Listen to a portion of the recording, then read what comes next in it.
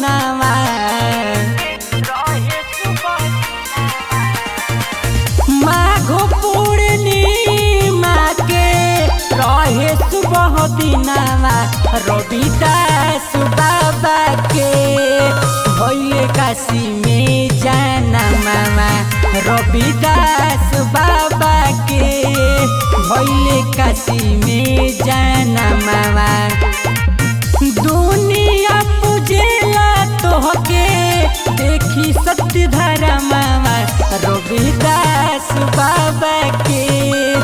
भइले काशी में जाना मामा रविदास बाबा के भइले काशी में जाना मामा।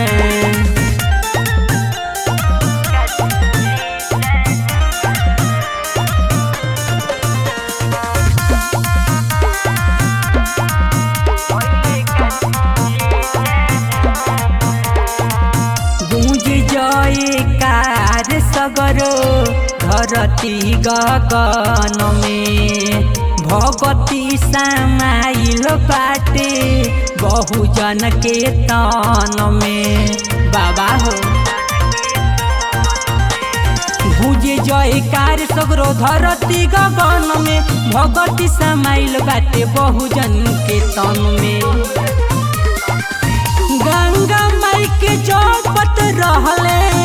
धई के ध्यानवा रविदास बाबा के भइले काशी में जाना मामा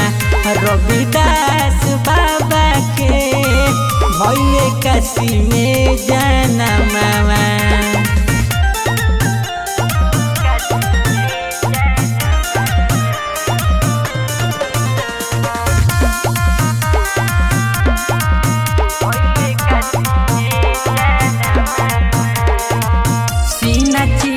देखले झुकले करुण निधान हो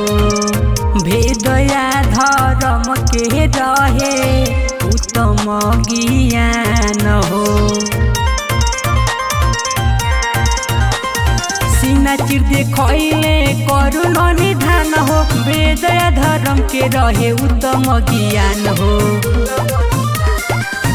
मखिया बेदरदी करन पूजेले चरनावा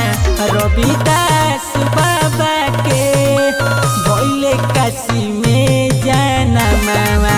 रविदास बाबा के भइले काशी में